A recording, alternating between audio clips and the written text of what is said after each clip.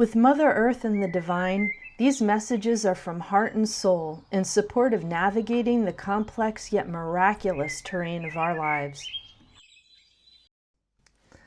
Hello, friends. Thanks for joining. We're going to do a landscape of the heart journey for the highest good of all today. We'll see what comes through. I'm setting the intention for the biggest questions that we have to gain and garner some support with as we make decisions in our lives, and anything that supports our human connection to each other, to the earth, and to the spirit of life. So I'm going to close my eyes now and get into my heart space. And I invite you to do the same. And we'll see what comes through soul and heart.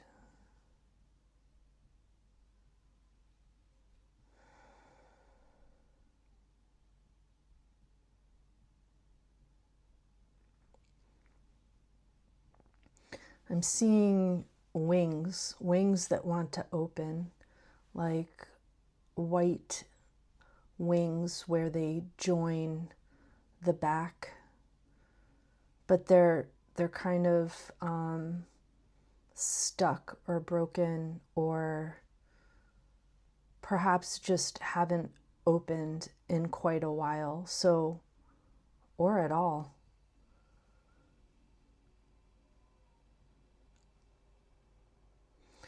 So there's a bit of uncomfortableness in the spreading open of wings at the moment.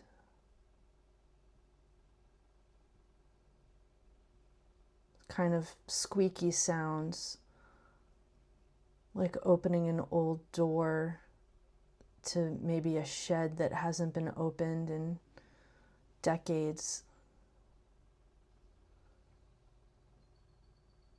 But what's inside? Maybe a lock needs to be cut off first. It's hard to tell if the wings are new or just haven't been opened in a long time, but somehow it's like both at the same time, almost like a newborn bird. But at the same time, there's I'm seeing like rusty old lawnmowers in an old shed where people used to mow the lawn by hand with the blades that would just cut it. It wasn't gas or electric. It was harder to push, but quiet, much quieter, and actually beneficial to the person using it and to all the people around. Not nearly as noisy.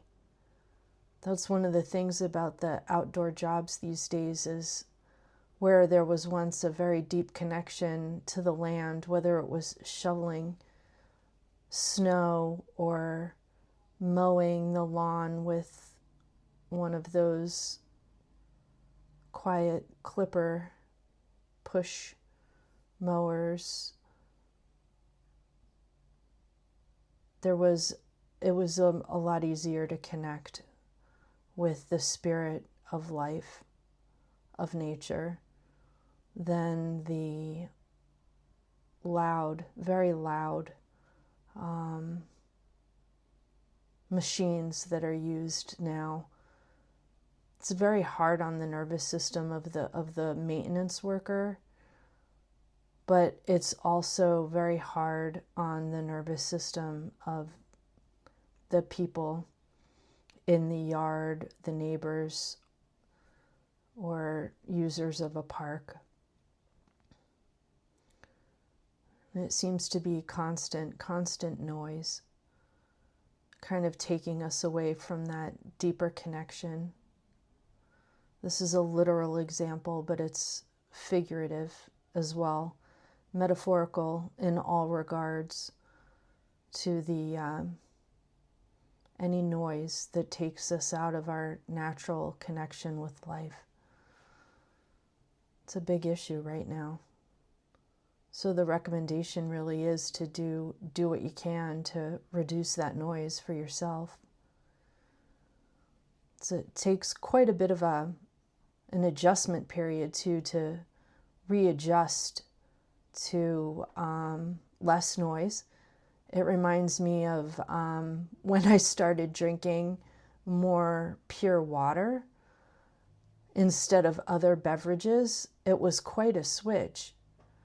I remember someone even saying, this was decades ago, that their favorite drink was water. And I remember thinking, wow, really? But now, after a decade myself of drinking pure spring water as much as I can, I totally get it. And what used to seem boring or not flavorful enough is just like such significant sustenance. I can't imagine life without it. And personally, my health has gotten a lot better as a result of it. It's amazing. The water, the importance of the water.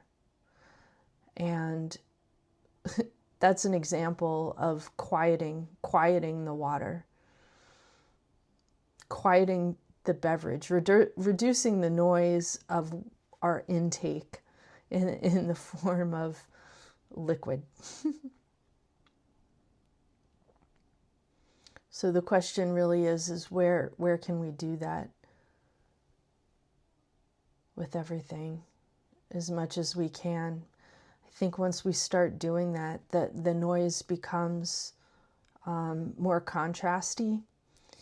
Not just the literal noise of like a leaf blower in the park, but also what anyone is saying.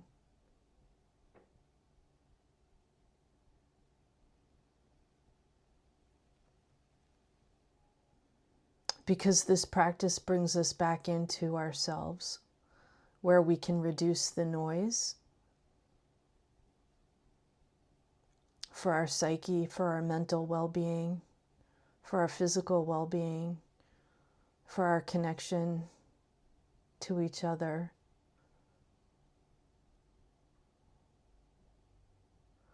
When we do that, our intuition increases. It's different. It's a different way of living in a way. It's innate for all of us, and we all know what I'm talking about here, deep down. And the more that sort of muscle strengthens, the more we can recognize the noise. Yeah, that's some good advice right now. Hope you enjoyed, and many blessings. Thank you.